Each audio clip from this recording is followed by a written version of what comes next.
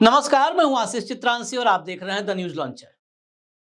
Supreme court ने आज एक जबरदस्त फैसला दिया है। जिस मिजाज में, जिस धारा में ये देश बह रहा है, उस धारा को और मजबूत करने वाला है आदेश।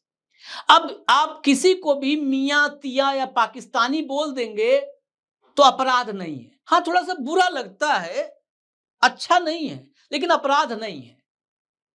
जो 298 आईपीसी की थी, धार्मिक भावनाओं को भड़काना, अब वो आप पर लगेगा नहीं। यानी अब इसे किसी को मियां तिया कहना, यानी धार्मिक पहचान को लेकर के उसके इस तरह की टिप्पणी अब इस देश में अपराध नहीं रही है। उधर इलाहाबाद हाई कोर्ट है, वहां पर जस्टिस रोहित रंजन अग्रवाल, आज वकील साहब ने, जो जैन साहब हैं, विष्णु शंकर जैन, संभल वाली मस्जिद पर जो है वो सुनवाई चल रही थी। विष्णु शंकर जैन ने कहा कि माय लॉर्ड, ये संभल मस्जिद अब इसको ना कहा जाए, अब इसे विवादित ढांचा कहना चाहिए। जज साहब ने तुरंत कहा स्टेनो से अपने कि हटाओ संभल मस्जिद, लिखो यहां पर विवादित ढांचा। त्वरित एक्शन न्यायपालिका का, सलाम है भाई ऐसी न्यायपालिका को, तुरंत एक्शन। अयोध्या का एक विवादित ढांचा था, इस देश के सीने में इतना बड़ा जख्म किया जो जख्म आज तक नहीं भरा है। देश की न्यायपालिका है, सोचिए आप, उसने अभी एएसआई की रिपोर्ट आई है, क्या क्या होगा आगे। हालांकि इस दौर में क्या होना है सबको पता है, लेकिन मिनटों में वकील साहब ने डिमांड की कि नहीं, संभल मस्जिद नहीं लिखना चाहिए, विवादित ढांचा। जज साहब ने कहा स्टेनो साहब विवादित ढांचा कर दो। अब आते हैं जरा मियां तिया पाकिस्तानी पर। एक हरिनंदन सिंह नाम का शख्स राजस्थान में, उसने डिप्टी कलेक्टर के यहां आरटीआई के जरिए एक सूचना मांगी। जो क्लर्क था, जिसके स्तर से जाना था, उसने सूचना दी। वो सूचना आरटीआई में सूचना मांगने वाले को कम लगी, सिंह साहब को कम लगी सूचना, पूरी सूचना नहीं लगी। वो भड़क गए, उन्होंने तमाम जो है आपत्तिजनक टिप्पणियां कर दी, धार्मिक, उसके धर्म से जुड़ी हुई टिप्पणियां कर दी। उसने शिकायत की, कहा गया शिकायत करने के बाद कि जाओ अब निजी रूप से उनको सूचना पहुंचाओ। निजी रूप से सूचना पहुंचाने गया तो पहले तो सूचना स्वीकार नहीं कर रहे थे। सूचना जब स्वीकार कर लिए तो उसके बाद वहीं पर उसको जो जो शब्द उसको उस समय सुशोभित किए हों, उसके धर्म, संप्रदाय, जाति से जुड़ा हुआ जो भी बोले हों, पाकिस्तानी बोला था, कहा जाता है, मतलब जो चर्चा में है कि पाकिस्तानी बोला, और मियां तिया जो जो बोला हो, उस बात से आहत होकर के उसने कहा चलो अब कानूनी लड़ाई लड़ते हैं। मामला दर्ज हुआ, 298 में दर्ज हुआ, धार्मिक भावनाओं को भड़काना, आहत करना धार्मिक भावनाओं को। 323 में हुआ, 504 में, 506 में हुआ, मतलब धमकाना, बल प्रयोग करना, सरकारी काम में बाधा डालना। सुनवाई हुई सेशन कोर्ट, हाई कोर्ट, 504, 506 सब हटता रहा। 298 का मामला सुप्रीम कोर्ट ने हटा करके आरोप मुक्त कर दिया, जड़ से ही खत्म कर दिया पूरा बवाल। का नहीं, ये 298 नहीं लगेगी इस पर, क्योंकि ये मियां तिया पाकिस्तानी जैसे शब्द बोल करके किसी धार्मिक भावनाओं को आहत नहीं किया जा रहा है। जस्टिस बी नागरत्ना और जस्टिस सतीश चंद्र शर्मा, ये दोनों पीठ में थे।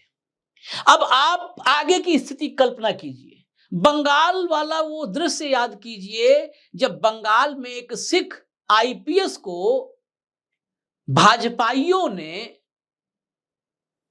या भाजपा समर्थकों कह लें आप, भाजपा समर्थकों की भीड़ ने खालिस्तानी बोल दिया था। तो अब तो एक आईपीएस अधिकारी, सोचिए सिर्फ क्या अंतर था, वो सिख था, दाढ़ी थी, पगड़ी जो सम्मान है, सिख धर्म के जो अंग हैं, हिस्सा हैं, जो उनका रीति रिवाज, परंपरा, नियम सब कुछ है। तो जिसकी दाढ़ी होगी, पगड़ी होगा, सिख है तो क्या खालिस्तानी होगा? ये साफ मुझे लगता है जीरा में, पता नहीं अधिवक्ता महोदय सब योग्य लोग हैं, हम लोग तो, मेरे मन में जो सवाल आता है वो पूछ लेता हूं। क्या ये पूछा, जज साहब से पूछा जाना चाहिए था? फिर तो किसी को अगर एक आईपीएस को बोला गया कि खालिस्तानी, सिर्फ इसलिए उसके जो है उसके धर्म की, उसके धार्मिक पहचान की वजह से बोला गया, तो भी ये भी अपराध नहीं है, धार्मिक भावनाएं नहीं आहत हो रही है। मुसलमान को मियां, तिया मियां, पाकिस्तानी बोल दो, कोई नहीं है।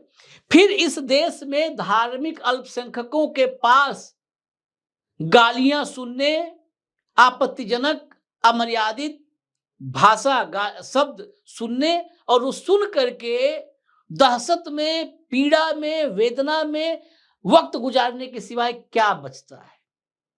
फिर बचता क्या है कि हम हिंदू राष्ट्र नहीं हैं। बाबा साहब के संविधान को किनारे रख दीजिए, वो है नहीं। बाबा साहब के संविधान की आत्मा को समझिए। ये मेरा सवाल है जस्टिस बी नागरत्ना और जस्टिस सतीश चंद्र शर्मा और सुप्रीम कोर्ट से। क्या बाबा साहब अंबेडकर की संविधान के आत्मा के साथ आपने आज इंसाफ किया है? बाबा साहब के संविधान की आत्मा में सेकुलरिज्म है, धर्मनिरपेक्षता है। यह फैसला क्या बहुसंख्यक को यह आजादी नहीं देता है कि वो चलते फिरते अल्पसंख्यकों पर फप्तियां कसे, उनकी धार्मिक पहचान को लेकर के टिप्पणी करें और कहा जाए नहीं खराब है सुनने में, थोड़ा बोलना नहीं चाहिए था आपको ऐसे, लेकिन कोई बात नहीं, अपराध नहीं है, आप जाइए घर जाइए। फिर मजबूरी होगी, अल्पसंख्यक घर जाएगा। बहुसंख्यक के पास यह कहते ना कि एक विचित्र आजादी होगी, वो आजादी अराजकता की ओर जाकर के रुकती है।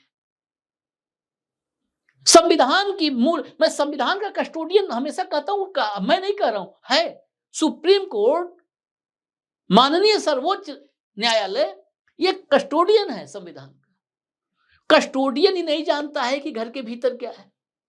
किसी घर का, इमारत का, हवेली, कोठी, किला, महल, उसका कस्टोडियन, उसे पता होता है कि अंदर फर्नीचर कितना है, कैसे फर्नीचर है, सिंहासन कौन सा है, तलवार कौन सी है, भाला कौन सा है, सब पता होता है। राजा साहब हैं, महारानी है, रानी साहब हैं, राजा साहब हैं, परिवार में कौन कौन है, किसका क्या स्वभाव है, सब पता होता है, क्योंकि वो राजमहल का, किले का, हवेली का कस्टोडियन है। संविधान के कैसे कस्टोडियन है कि जो संविधान की आत्मा है उससे नहीं परिचित है, और संविधान की आत्मा से जिनका ताल्लुक नहीं होगा, जो उस आत्मा को नहीं समझ पा रहे हैं, उस रूह को नहीं समझ पा रहे हैं, वो संविधान के कस्टोडियन हो ही नहीं सकते हैं। खैर, बस इतनी सी कहानी है, रेपुटेशन हो रहा है, लेकिन फिर बोल दूं, इस देश में हालात बड़े विचित्र हैं, जहां पर अब धार्मिक रूप से अल्पसंख्यकों को, आपत्तिजनक शब्दों को भी जो उनको अगर बोलता है कोई, तो उसे अपराध नहीं माना जाएगा। हम उस दौर में प्रवेश कर चुके हैं और इसका नजीर सुप्रीम कोर्ट से लेके हाई कोर्ट तक है। इस देश में उस दौर में जब तमाम संवैधानिक प्रश्न जिन मामलों में खड़े हैं, जो मामले लोकतंत्र से जुड़े हुए हैं, लोकतंत्र की हिफाजत से जुड़े हुए हैं, इस देश की चुनावी प्रक्रिया से जुड़े हुए हैं, उन पर सुनवाई नहीं होती है। इस दौर में जब सहला रशीद पर अदालत के आदेश से देशद्रोह का मुकदमा वापस लेने का रास्ता साफ हो जाता है, जब हार्दिक पटेल को भाजपाई बनने के बाद देशद्रोह के मुकदमे से मुक्त कर दिया जाता है, सहला रशीद को इसलिए क्योंकि वो मोदी की तारीफ करना शुरू कर देती हैं, उसी दौर में उमर खालिद जैसा एक नौजवान, सहला रशीद और उमर खालिद में फर्क क्या है, कोई बताए मुझे, आए समझाए दोनों के भीतर फर्क क्या है। जो सहला रशीद के तेवर थे वही तेवर उमर खालिद के थे। उमर खालिद ने शायद भारतीय सेना पर उतने संगीन, उतने गंभीर, उतने शर्मनाक आरोप नहीं लगाए थे जो सहला रशीद ने लगाए थे। भारतीय सेना पर, भारतीय सेना के जवानों पर। लेकिन सहला रशीद मोदी जी की तारीफ में के कसीदे पढ़ने लगी। सहला रशीद पर सरकार चाहती थी कि देशद्रोह का मुकदमा वापस हो जाए। अदालत ने आदेश दिया, वापस हो गया। लेकिन वो उमर खालिद जमानत के लिए इंतजार कर रहा है, कब तारीख लगेगी, कब सुनवाई होगी, कब जमानत मिलेगी। हार्दिक पटेल बहुत बड़ा देशद्रोही था। वक्त आया, मुफीद वक्त आया, देशद्रोह के मुकदमे से बाहर हो गया। ये संविधान, आईन, कानून, इंसाफ, न्याय क्या सब ढकोसला बन चुका है।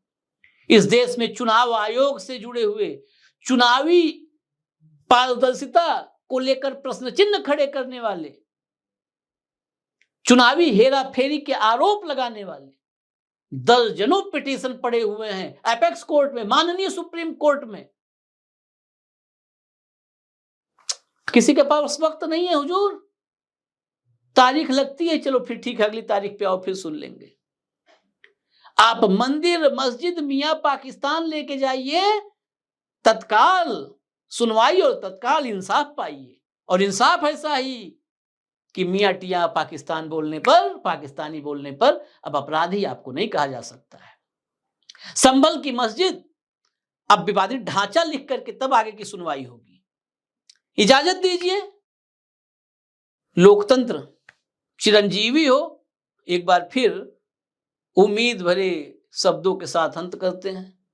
देखते रहिए न्यूज लॉन्चर। नमस्कार।